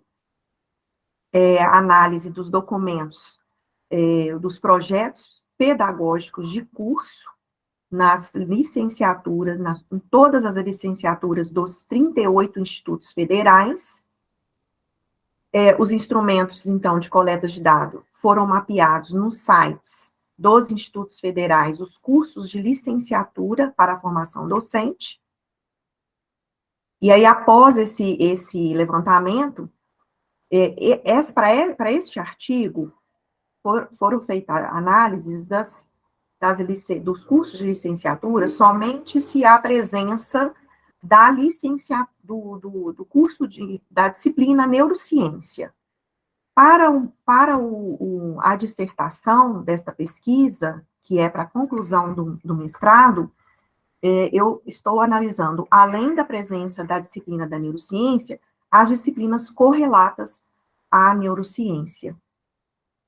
E aí, após esse levantamento, foram analisados, então, as matrizes curriculares e as ementas dos PPCs, se a neurociência perpassa diretamente no processo de formação docente. E, por fim, identificamos o perfil dos cursos que se apropriam do conhecimento da neurociência em sua organização curricular. Então, atualmente, os resultados desta pesquisa foram: na região sudeste, das 15 licenciaturas ofertadas pelos institutos federais da região sudeste, foram 102 campos, somente 3 cursos ofertam a disciplina da neurociência, mesmo assim como optativa, com o nome de Neurociência Aplicada à Docência ou Neuroaprendizagem. Na região sul, das 18 licenciaturas, nos 36 campos, somente um curso oferta a disciplina neurociência, mesmo assim também como optativa, com o nome de Neuroanatomia Fisiologia. Na região norte, das 16 licenciaturas, nos 59 campos pesquisados, somente 2 cursos ofertam a disciplina da neurociência, também como optativa. O nome delas é Fundamentos da Psicofarmacologia, Neurociência e Aprendizagem. Na região norte, no curso de pedagogia, por enquanto, né, diante da pesquisa, somente esta licenciatura, pedagogia, oferece a disciplina Neurociência e Aprendizagem como disciplina obrigatória.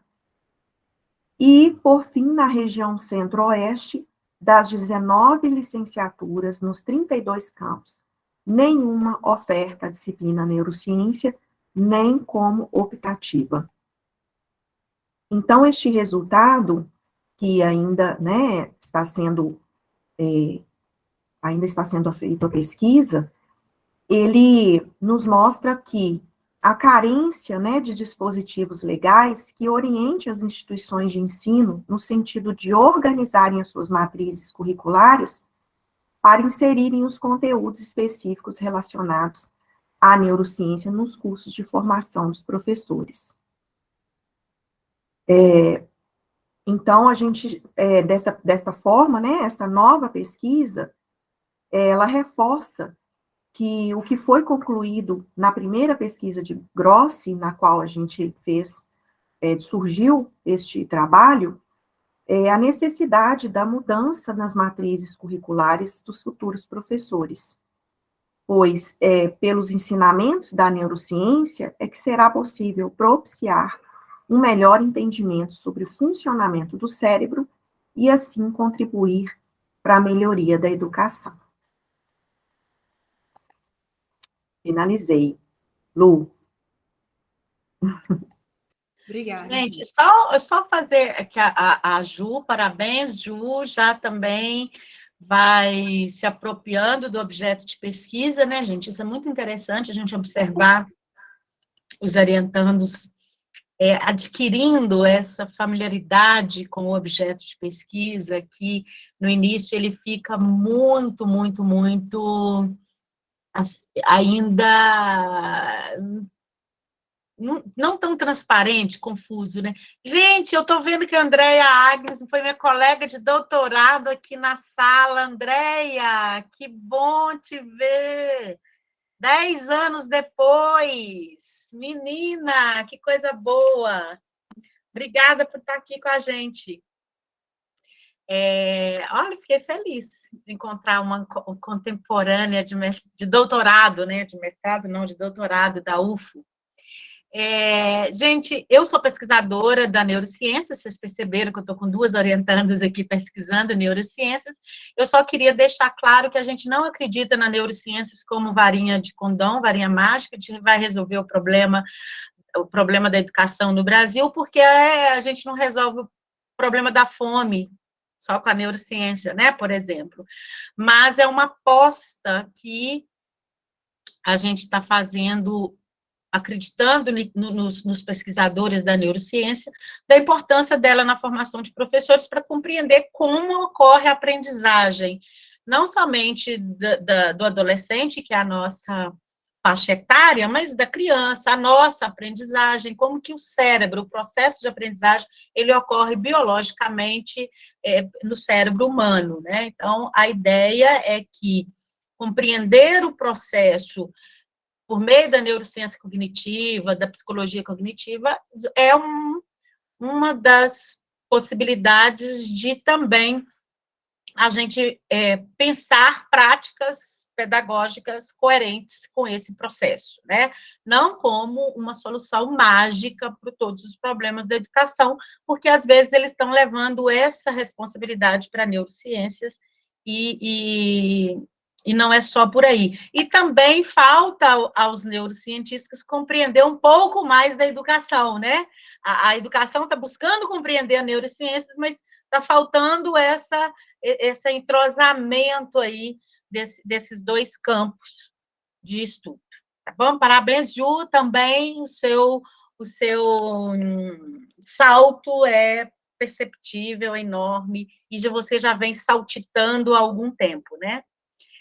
Já vem saltitando no sentido de crescendo, né, gente? Porque eu convivo com a Ju, embora como mestranda agora, mas ela já participava do nosso grupo de pesquisa há mais tempo. Então, isso aí. Eu não vou delongar também, não, senão nós vamos estourar nosso prazo. O próximo é o José Breves. Está por aí? Não encontrei ele na lista, Lu. Na lista, né? Eu vi que mais cedo ele tinha entrado, deve ter caído. Adélia, então você e o Juari, né, para fechar e depois a gente volta a ver se o José conseguiu retornar, pode ser? Ah, gente, eu sou o Juari, né? O Juari, ele chegou para mim também junto com a Luciane, que é minha também, olha. Vamos deixar a Luciane falar, então, enquanto isso eu vou acompanhar a Michele na outra sala, pode ser, Lu? Pode ser, você volta daqui 10 minutinhos, né, para a gente fechar. Eu vou ficar aqui só porque eu vou ficar acompanhando a Lu e a Michele. Tá joia. Então, tá. Oi, Lu. Ei, Lu. Bom dia a todos. Bom dia. Bom dia. Então, me apresentando, né? Meu nome é Luciane e eu sou mestranda também no Cefet. No entanto, o meu ingresso foi através do ProfEPT, né? Que é um programa de mestrado profissional a nível nacional, só que ligado ao Cefet, né? No campus de Divinópolis. E a minha orientadora é a professora Maria Adélia. E o meu tema, né, por artes de pirlim-pim-pim, bacharéis se tornam professores na educação profissional.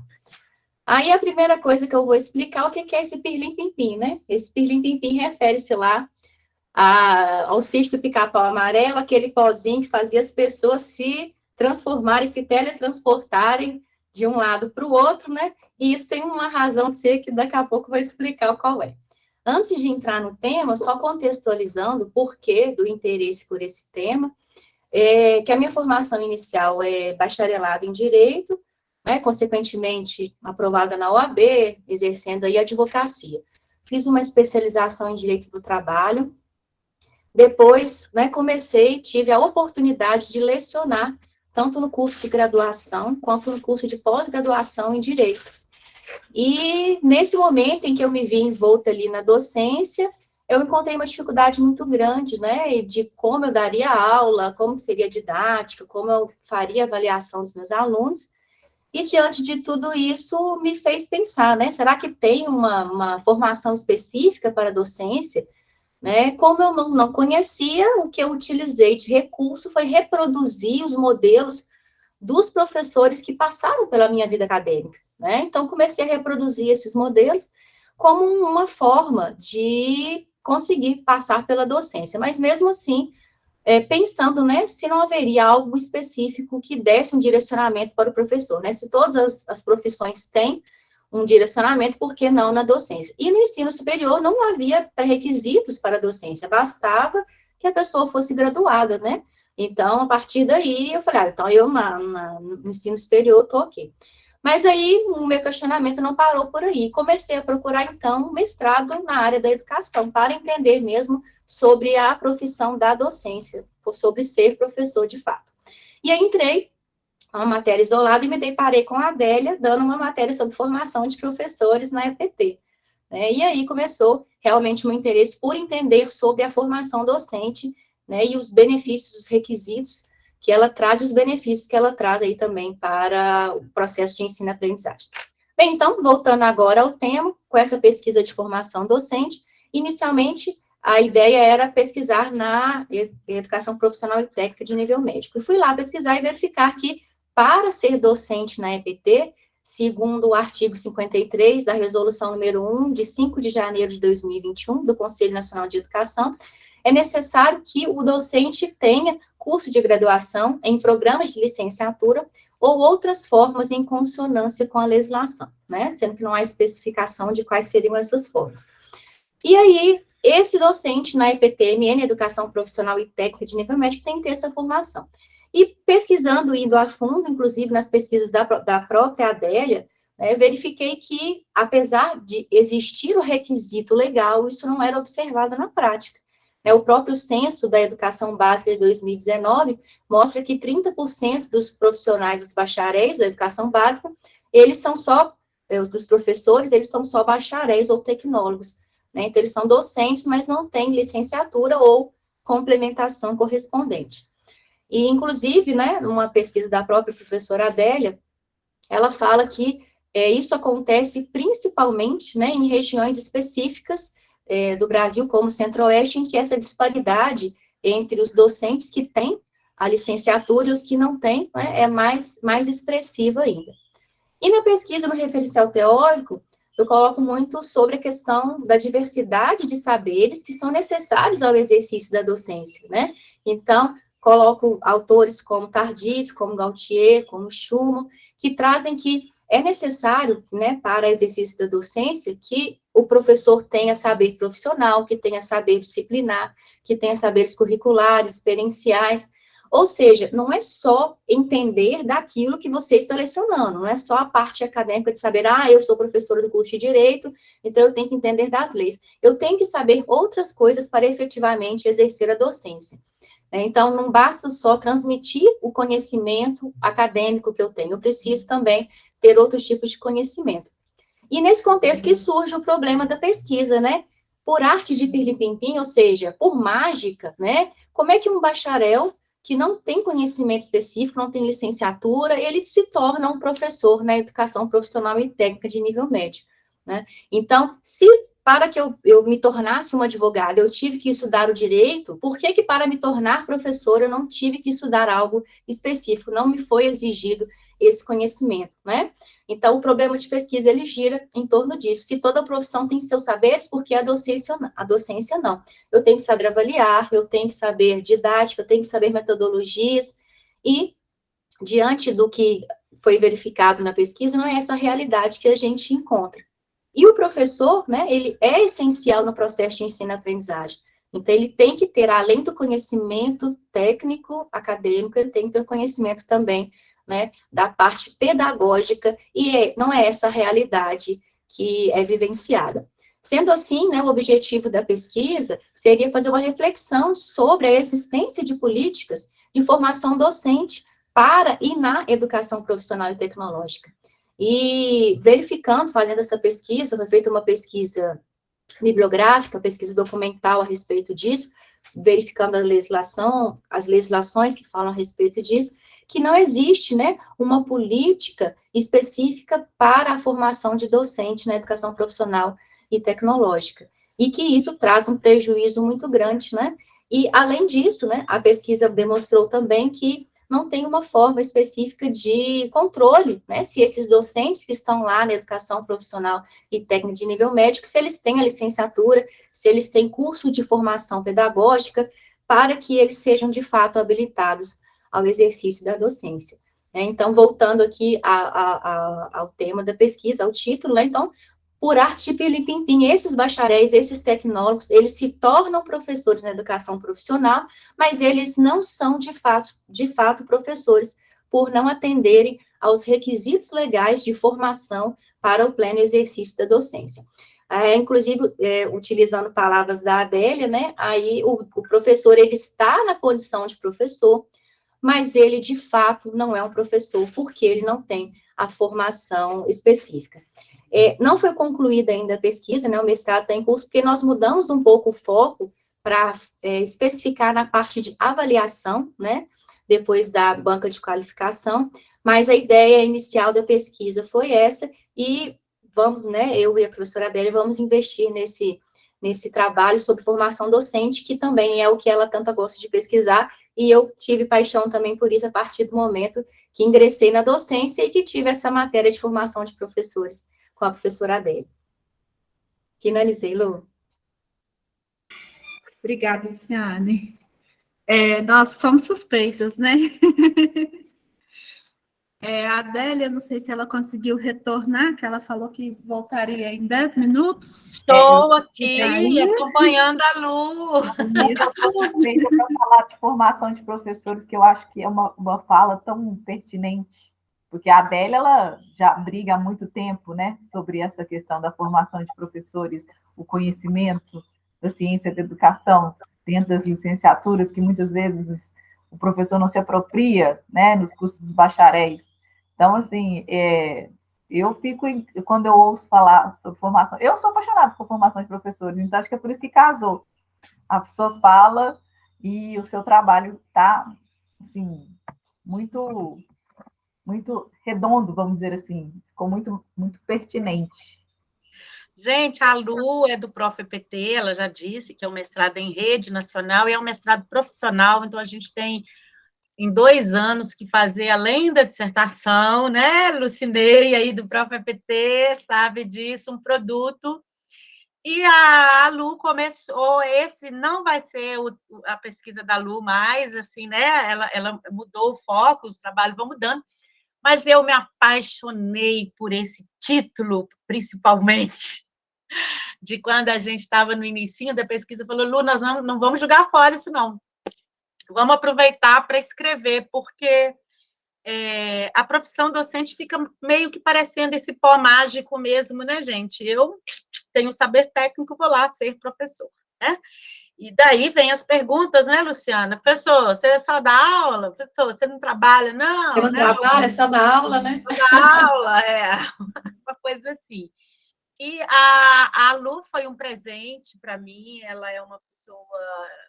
aliás, eu tenho sido agraciada com os meus mestrandos, né?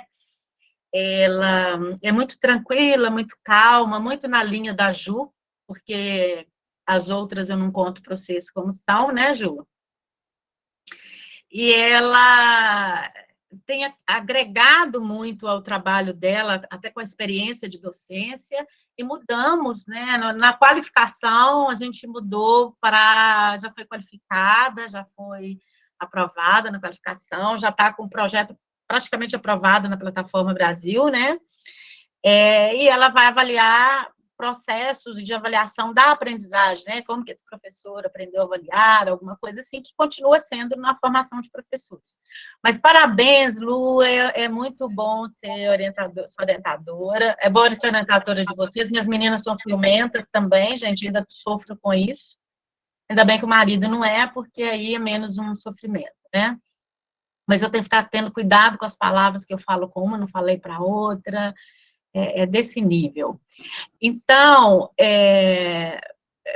fico muito feliz de ver vocês aqui apresentando o trabalho com tanta propriedade, né? Aguardem que verão é ótimo, verão também virá, né? Mas virão bons textos aí para o nosso livro do CIEPEX 2022. Tá bom? Parabéns. E eu vou já, na sequência, falar do Juari, pode ser? Lá que eu fico olhando para a Luciana com o nome de Elizabeth, tem essa coisa aqui. O Juari é me orientando também, contemporânea aí das meninas, da Juliana, do mestrado acadêmico, da Juliana, da Carol e da Lu, né, também. Ele é major da Polícia Militar e chegou incomodado, querendo pesquisar a formação de professores na polícia, da Polícia Militar de Minas Gerais, né? Como que esses policiais são formados por policiais que não se formaram para ser professores, mas sim para ser policiais, como que ele vai formar esses professores. O Juari não está aqui hoje porque aconteceu um acidente na vida dele, a esposa, foram fazer uma viagem de férias, a esposa acabou se acidentando, quebrou a perna, foi uma coisa muito séria, ele não está em condições de participar com a gente, e por isso eu estou aqui falando um pouquinho do trabalho dele. Claro que o trabalho do o orientador não tem a mesma propriedade para falar quanto o orientando, né? E isso é muito bacana, e eu fico muito feliz com isso. Mas, em síntese, o Juari, ele vai pesquisar os documentos oficiais da Polícia Militar de Minas Gerais, buscar nesses documentos aspectos pedagógicos, aspectos relacionados ao campo da educação, e vai pesquisar, entrevistar, aplicar questionário aos professores militares da Polícia Militar. A maior preocupação nossa é que o Juari já tem uma patente major que eles falam, eles usam termos subalternos, né? Os militares usam esse termo, que dá um frio na barriga, né? Um aperto no coração. Então, ele tem muitos professores que são subalternos a ele, em termos de patente, né?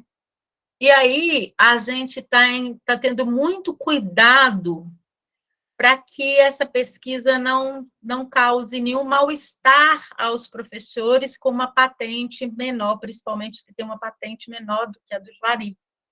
Então, o comitê de ética também é bom, né, que passa para poder tomar todo esse cuidado, mas a gente já fez os questionários pensando nisso, será totalmente confidencial e anônimo.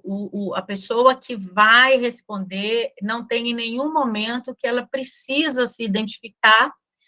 Claro que se o Juari quiser muito descobrir quem é, a gente lê e pede, né, pessoal da informática, e Fábio e Luciana, mas não é essa a intenção da pesquisa, né? Então, não interessa para ele saber quem são os professores, a identificação desses professores, então ele vai trabalhar com codinomes, e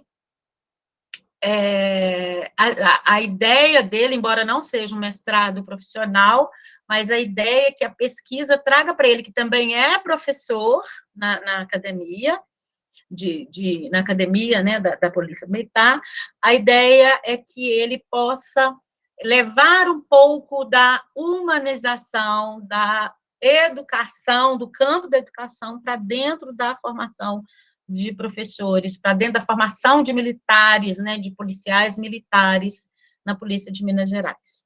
A gente tem trabalhado já, eu orientei já um bombeiro militar, que é capitão, que é o Alexandre Cardoso.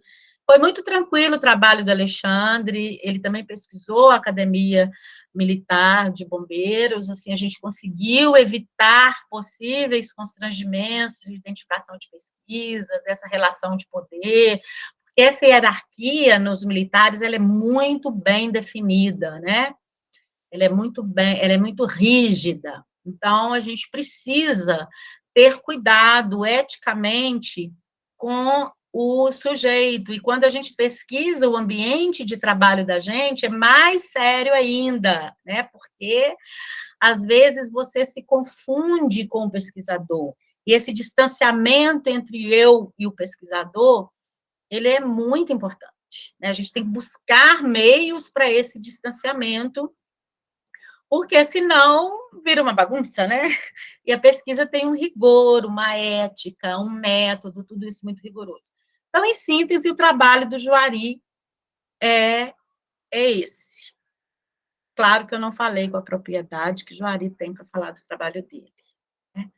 E é um trabalho que a gente está ainda no início, já tem o projeto de pesquisa dele já foi aprovado, e aí aconteceu esse acidente, já tem uns 30 dias, e a gente deu um tempo, porque mestrando também precisa cuidar da família, precisa cuidar da cabeça, do coração, né? Então, a gente não pode atropelar as coisas. A gente está dando esse tempinho aí para ele respirar e darmos continuidade com a pesquisa dele. Ok, gente? Quiserem fazer alguma pergunta? Aí, né? Não falou com a propriedade, a boniteza, né, do Juari, né? Ainda bem que... Olha, Fábio, ainda bem que você está aí do lado. Pode dar Verdade. A Carol, Ju, aí, para confirmar, né? Ô, gente, eu canto aquela música assim para ele. Garoto maroto, outra vez.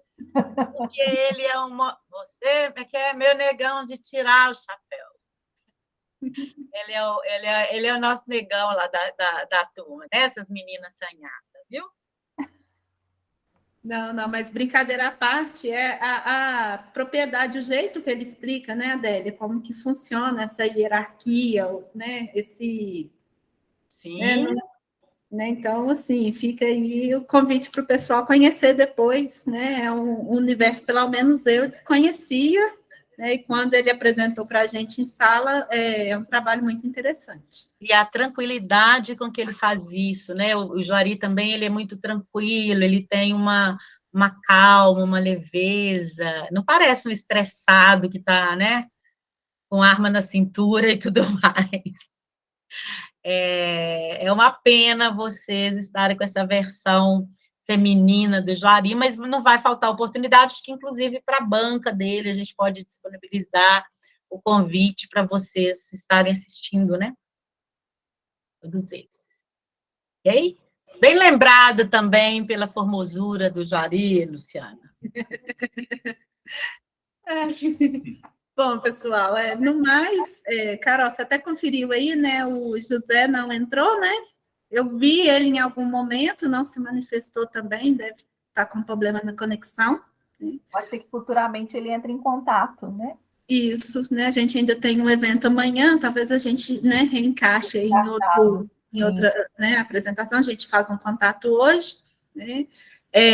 Lembrar mais uma vez a lista de presença no chat, né? Acredito que todos devam ter assinado, né? E aí ainda, né, encerramos o nosso evento aí com 5 minutos, né, de prazo. Então a gente vai estar entrando em contato por e-mail referente aos prazos para o artigo, né, para correção e tudo mais. Se eu estiver esquecendo de algum aviso, Carol, Gil, me ajuda aí, Fábio. Acho que não. Não, isso mesmo. Só relembrando que hoje a gente ainda continua, né? Ficarem de olho nas redes sociais. Hoje nós temos ainda a programação à noite, mais comunicação oral. Amanhã também a gente segue. E é isso, a gratidão aí pelo dia de hoje, pela manhã. Gratidão a todos vocês. Obrigada aí. Até a noite. Tchau, tchau. Tchau, pessoal. Até a noite, pessoal. Tchau, Lu. Tchau, Carol, Ju. Lucinei, prazer. Obrigada pela participação. Tchau, tchau.